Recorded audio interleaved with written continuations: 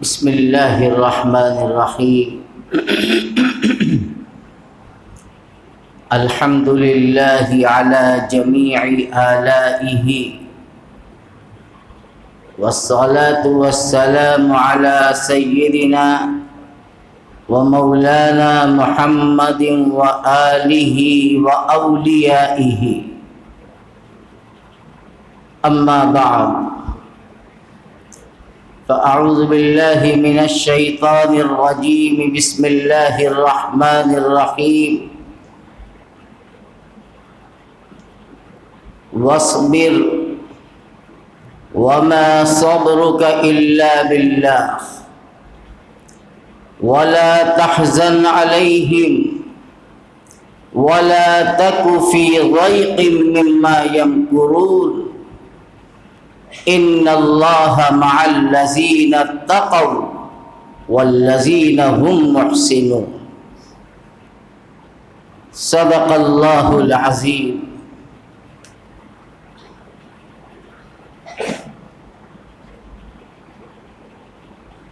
یہ دور ستم بھی بدلے گا، یہ دور ستم بھی بدلے گا، اللہ کی رحمت سے ایک دن۔ تاریخ پہ رکھو اپنی نظر، دب دب کے ابھرنا یاد کرو۔ اور جینا ہے اگر جینے کی طرح، جینا ہے اگر جینے کی طرح، مرنا ہے اگر مرنے کی طرح، اصحاب کا جینا یاد کرو، اصحاب کا مرنا یاد کرو۔ علماء کرام، آپ اس کو میری طرف سے تصنع نہ سمجھیں، حقیقت یہ ہے کہ مولانا وسیم احمد صاحب کے بیان کے بعد بلکہ اسی دوران اللہ کی طرف سے یہ آیت اور یہ اشعار میرے ذہن میں آئے ہیں۔ بالکل میرے اشعار کو اور اس آیت کو ملاؤ گے، مولانا کی پوری تقریر اسی کے دائرے میں۔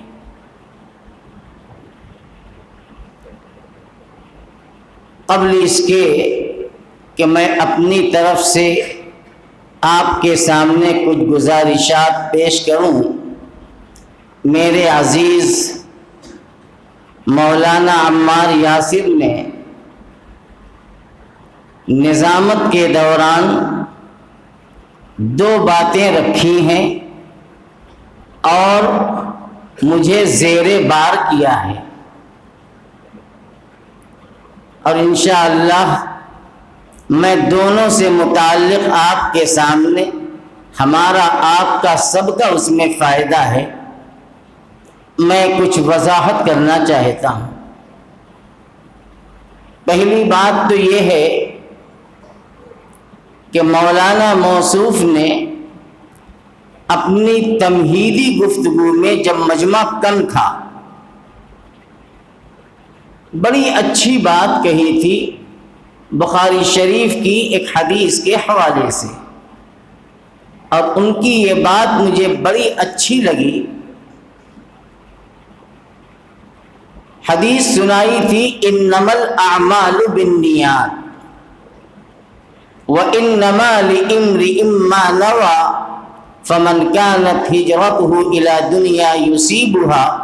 أَوْ إِلَىٰ امْرَأَةٍ يَنكِحُهَا فَهِجْرَتُهُ إِلَىٰ مَا هَاجَرَ إِلَيْهِ۔ امام بخاری رحمۃ اللہ علیہ نے اپنی کتاب یہیں سے شروع کی ہے، اور امام بخاری نے اس حدیث کو بخاری شریف میں 11 جگہ لکھی ہے، کہیں اختصار کے ساتھ، کہیں تفصیل کے ساتھ، کہیں الفاظ کے معمولی فرق کے ساتھ۔ ایک جگہ اضافہ ہے فَمَنْ كَانَتْ هِجْرَتُهُ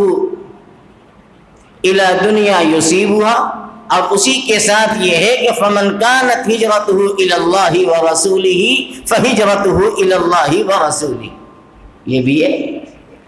یعنی اعمال کا دار و مدار نیتوں پر ہے۔ موصوف نے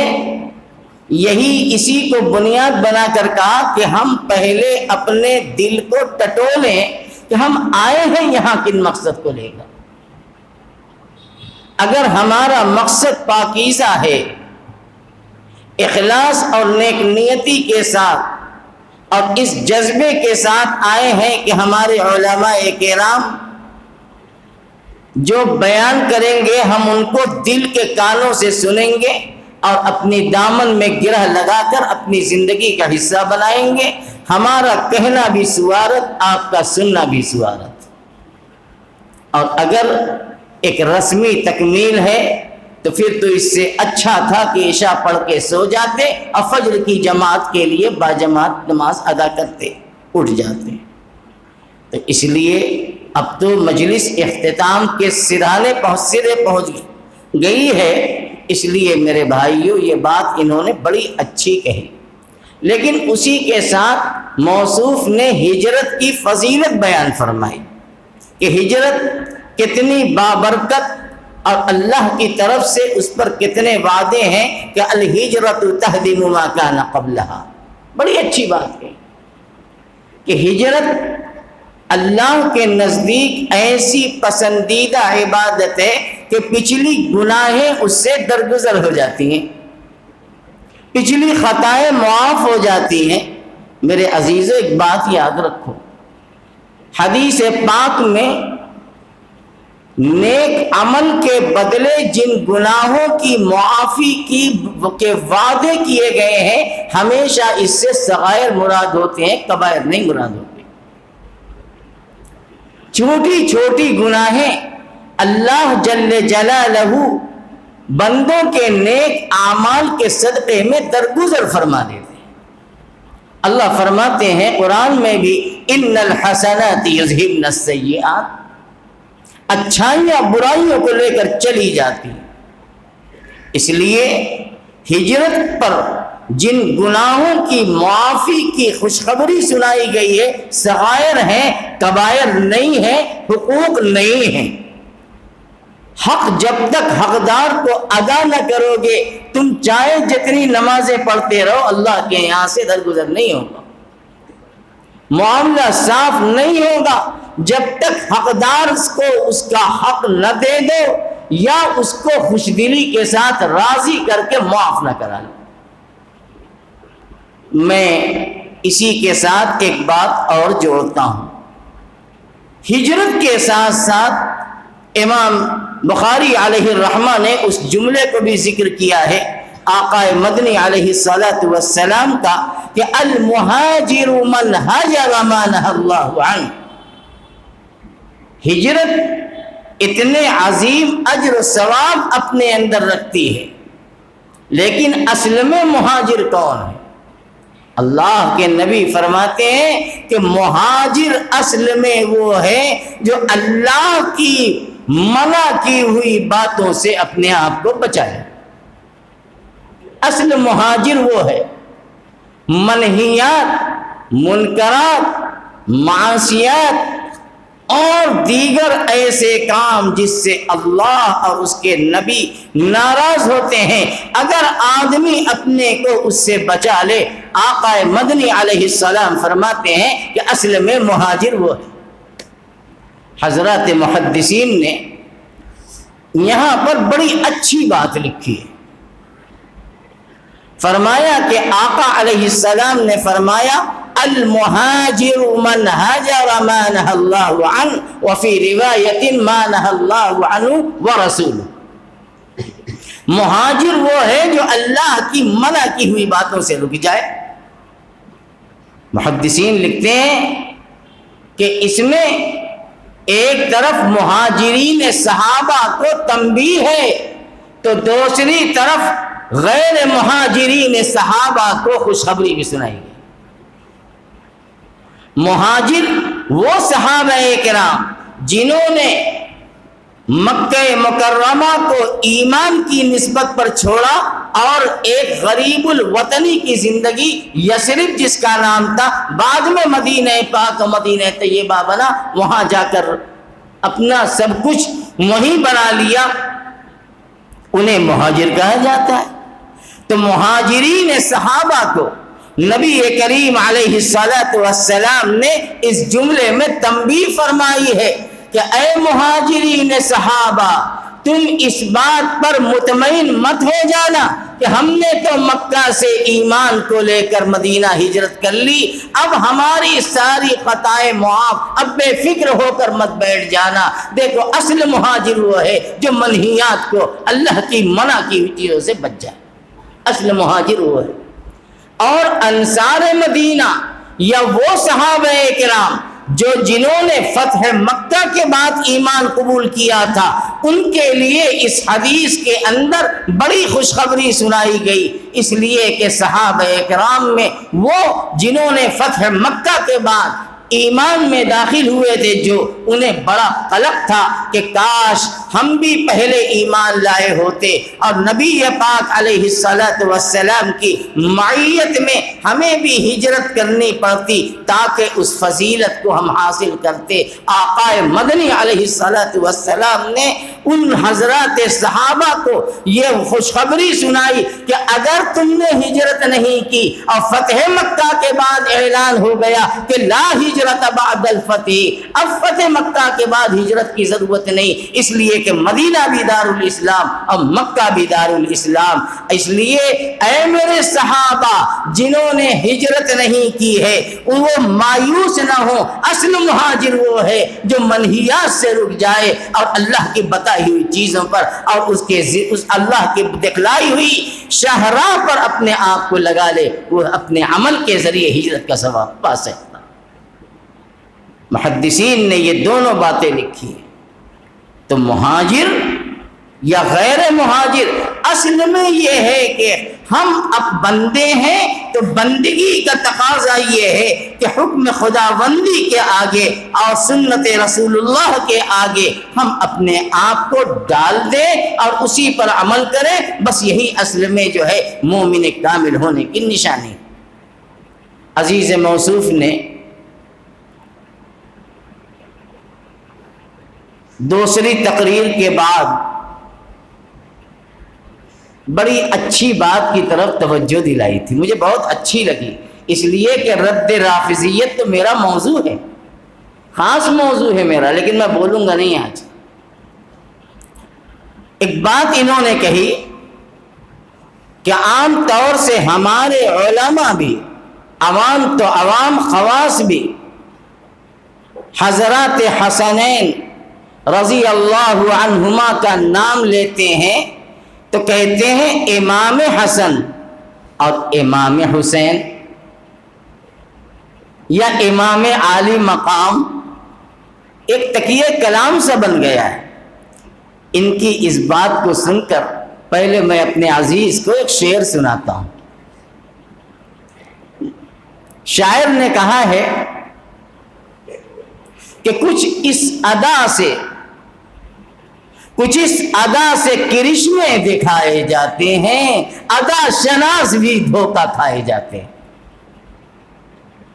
آج باطل پرستوں نے صحیح العقیدہ مسلمانوں کو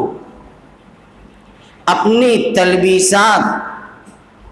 اپنی جھوٹی لفاظی اور زبان درازی کے ایسے جال میں پھنسا لیا کہ ہمارا صحیح العقیدہ مسلمان بھی ان کے دام تصویر میں آ کر وہی بولتا ہے جو وہ بلوانا چاہتے ہیں۔ حقیقت یہ ہے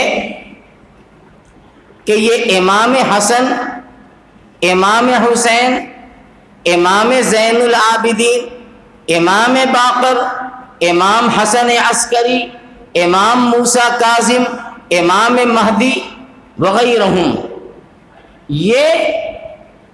اسی رافضیت کی دین ہے، اور اس لفظ امام کے پیچھے ان کا باطل عقیدہ ہے جو چھلک چھلک کے آ رہا ہے۔ ہم اسے نہیں سمجھتے، اس لیے کہ یہ وہ فرقہ ہے جو 12 امام پر ایمان رکھتا ہے، اور یہی نہیں، وہ کہتا ہے کہ ان اماموں کی امامت اللہ کی طرف سے طے ہے، ان کی کتاب اصول کافی میں اور من لا یحذرہ الفقیہ، یہ ان کی کتابیں ہیں،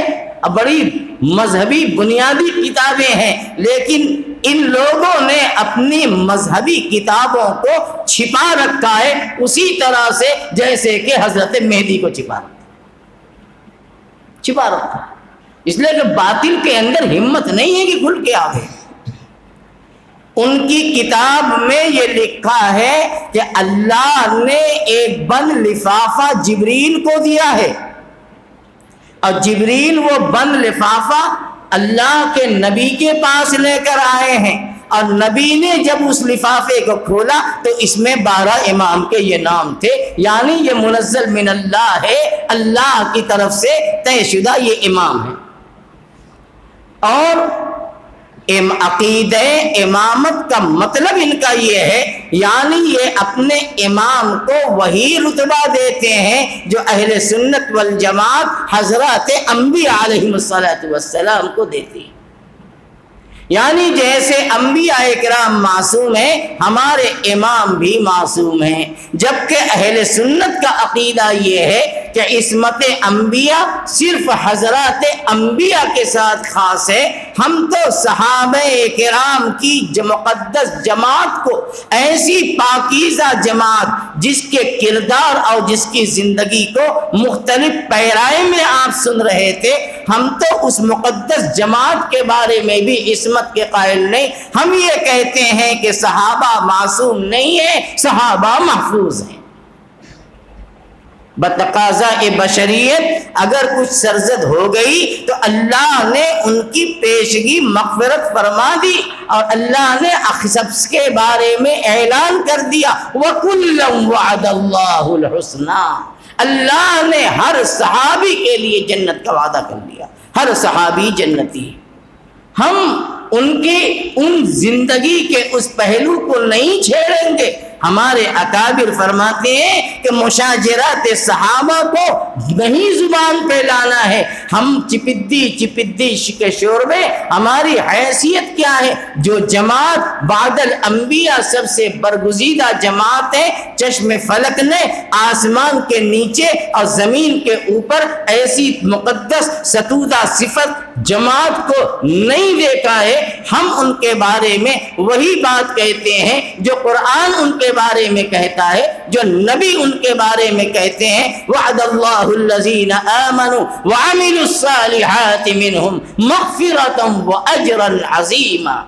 فالذین هاجروا وأخرجوا من ديارهم وأوذوا في سبيلي وقاتلوا وقتلوا لأكفرن عنهم سيئاتهم ولأدخلنهم جنات تجري من تحتها الأنهار ثوابا من عند الله والله عنده حسن الثواب۔ اللہ کہتا ہے لقد رضي الله عن المؤمنين إذ يبايعونك تحت الشجرة فعلم ما في قلوبهم فأنزل السكينة عليهم وأصابهم فتحا قريبا إلى آخر الآية۔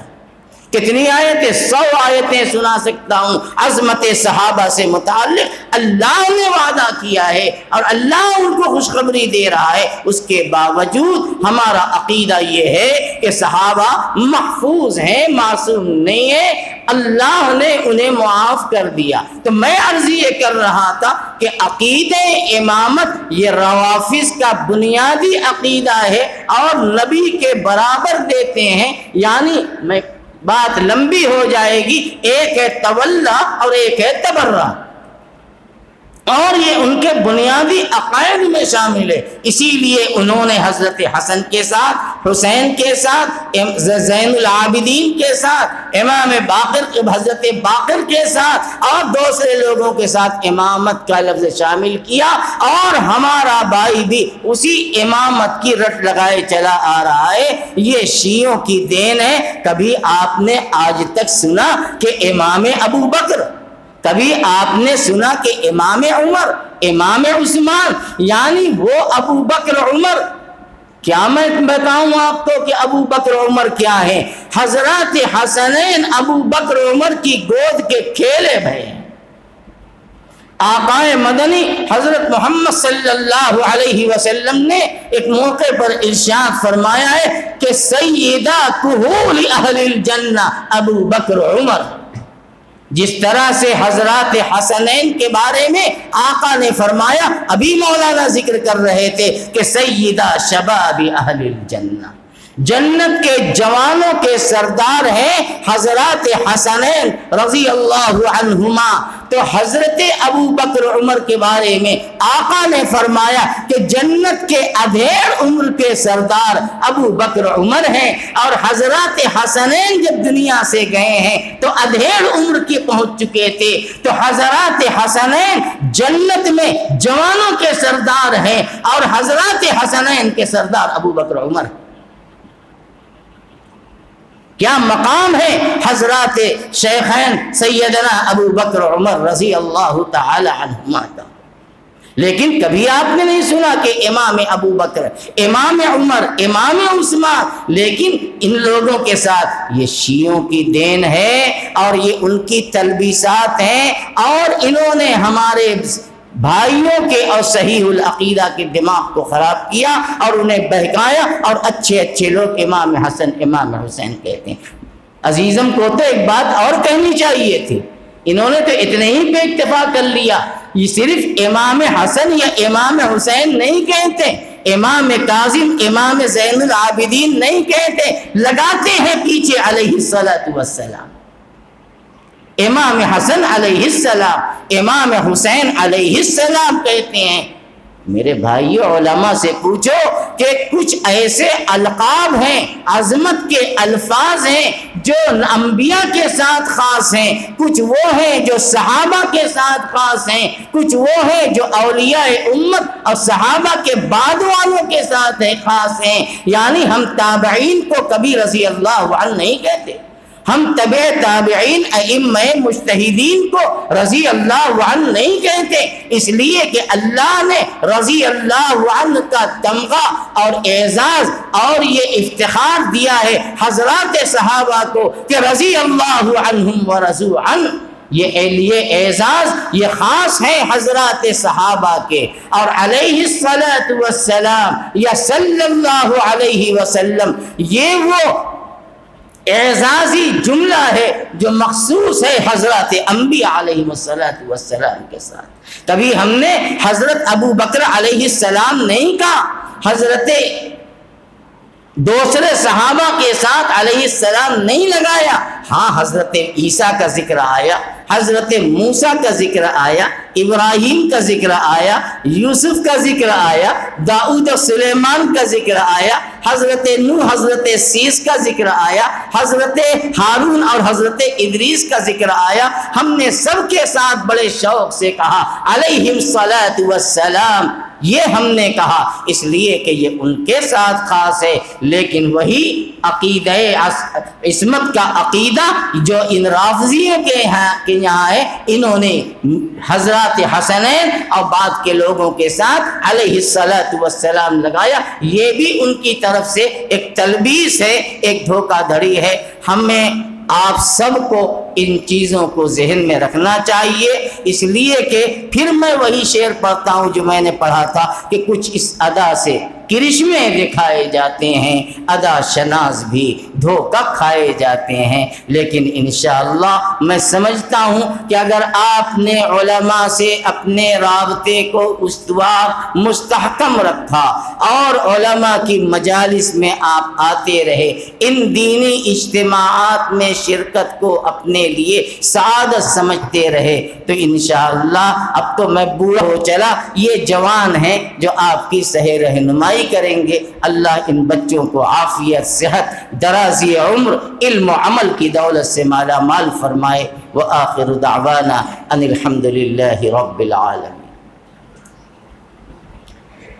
اللهم صل على سيدنا وشفيعنا وحبيبنا ومولانا محمد عبدك ورسولك النبي الأمي وعلى آله وأصحابه وأزواجه وذرياته وأهل بيته أجمعين كما تحب وترضى بعدد ما تحب وترضى. اللہم لک الحمد کلہ ولک الشکر کلہ لا نحصی ثناء علیک انت کما اثنیت علی نفسک یا ارحم الراحمین اللہم اصلح لنا شأننا کلہ ولا تکلنا الی انفسنا طرفۃ عین فإنك إن تكلنا إلى أنفسنا تكلنا إلى ضعف وذنب وتقصير وعورة وخطيئة اللهم أرنا الحق حقا وارزقنا اتباعه وأرنا الباطل باطلا وارزقنا اجتنابه لا إله إلا أنت سبحانك إني كنت من الظالمين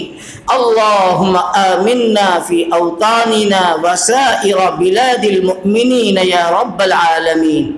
اللهم لا تجعلنا فتنة للقوم الظالمين ونجنا برحمتك من القوم الكافرين اللهم أنت ولينا فاغفر لنا وارحمنا وأنت خير الغافرين اللهم لا سهل إلا ما جعلته سهلا وأنت تجعل الحزن سهلا إذا شئت يا ذا الجلال والإكرام يا فارج الغم ويا فارج الهم ويا كاشف الغم مجيب دعوة المضطرين ارحمنا رحمة تغنينا بفضلك عمن سواك يا حي يا قيوم برحمتك نستغيث اے اللہ ہم سب کی خطاؤں سے درگزر فرما، اے اللہ ہمیں کامل طور سے سنت کی پیروی کی توفیق مرحمت فرما، اے اللہ اپنی بندگی اپنے نبی کے بتائے ہوئے راستوں پر چلنے اور مرنے کی توفیق مرحمت فرما، اے اللہ ہمیں ہر گندے باطل عقائد سے ہماری حفاظت فرما، ہر بدعات و خرافات سے حفاظت فرما، باطل کی تلبیسات سے حفاظت فرما، اے ہمارے پروردگار ہمیں صراط مستقیم پر زندہ رکھنے اور اخیر تک جمنے کی، آخری سانس تک جمنے کی توفیق مرحمت فرما، اے اللہ ہمارے بچوں کی حفاظت فرما، جوانوں کی حفاظت فرما، عورتوں کی حفاظت فرما، بوڑھوں کی حفاظت فرما، اے اللہ ہمارے بیماروں کو شفاء کاملہ نصیب فرما، اے اللہ ملک کے حالات کو درست فرما دے، اے اللہ ملک میں امن و امان قائم فرما دے، اے اللہ حقیقت یہ ہے کہ ہم نے تیری رسی چھوڑا ہے، اے اللہ ذلت و ادبار ہمارا مقدر بن گئی ہے، اے اللہ ہم تجھے چھوڑ کر آپ کے بندوں کو ہم نے اپنے لیے سہارا بنایا، آپ کی رحمت ہم سے روٹ گئی، اے اللہ ہمارے اس جرم عظیم کو معاف فرما کر اے اللہ اپنے آگے جھکنے والا بنا دے، اے اللہ فرائض کی پابندی کی توفیق مرحمت فرما دے، اے اللہ ہر معاصی سے منکرات سے ہماری جوان نسلوں کی حفاظت فرما، ہمارے گھر میں عورتوں بچیوں کی جوانوں کی حفاظت فرما، اے اللہ ہمیں مسجدوں کو آباد کرنے اور گناہ کے اڈوں کو ویران کرنے کی توفیق مرحمت فرما دے، اے اللہ ہمارے ظاہر کو بھی مسلمان بنا دے، ہمارے باطن کو بھی مسلمان بنا دے، اے اللہ اپنی سچی محبت، اپنے نبی کی محبت، اپنے صحابہ کی محبت اور صحابہ کے نقش قدم پر چلنے والوں کی محبت ہمارے دلوں میں پیدا فرما دے، اے اللہ اپنے باغی سے نفرت، اے اللہ آپ کے اپنے باغی سے نفرت، نبی کے دشمن سے نفرت، نبی کے صحابہ سے نفرت کرنے والوں کی نفرت ہمارے دلوں میں بٹھا دے، اے اللہ ہمارے جوانوں کی اے اللہ بے راہ روی سے، بدعقیدگی سے، بد اخلاقی سے حفاظت فرما دے، اے اللہ جی تیجی اسلام پر قائم رکھ، دم واپسی ایمان پر خاتمہ مقدر فرما دے، اے اللہ ہم سب سے راضی ہو جا، عالم اسلام میں امن و امان قائم فرما دے، اے اللہ جو اپنے رزق سے، اپنے کاروبار سے، اپنی کاشتکاری سے، اپنی ملازمت سے اے اللہ پریشان ہے، اے اللہ آپ سب دیکھ رہے ہیں، اے اللہ خزانہ غیب سے اپنے بندوں کی مدد فرما، بالخصوص ایمان والوں کی مغفرت فرما، اے اللہ ان کی مدد فرما۔ اے اللہ ہم تو اقراری مجرم ہیں، اے اللہ ہمیں اقرار ہے کہ ہم گناہ کرتے ہیں، لیکن اے اللہ آپ دیکھتے ہیں کہ ہمارا دامن جب پھیلتا ہے تو آپ کے آگے پھیلتا ہے۔ اے اللہ ہم ہاتھ آپ کے آگے پھیلاتے ہیں، اے اللہ ہم آپ کو وحدہ لا شریک جانتے ہیں، قادر مطلق جانتے ہیں۔ اے اللہ اپنے نبی کی امت اجابت پر فضل خصوصی فرما دے، اے اللہ سختی کو نرمی میں تبدیل فرما دے، مشکل حالات کو اے اللہ سہولت میں تبدیل فرما دے۔ اے اللہ ہماری دنیا بھی بنا دے، ہماری عقبہ بھی سنوار دے۔ اے اللہ ہم سب سے راضی ہو جا، ہمیں علم نافع عمل صالح عطا فرما دے۔ ربنا تقبل منا انك انت السميع العليم وتب علينا انك انت التواب الرحيم۔ سبحان ربك رب العزة عما يصفون وسلام على المرسلين والحمد لله رب العالمين۔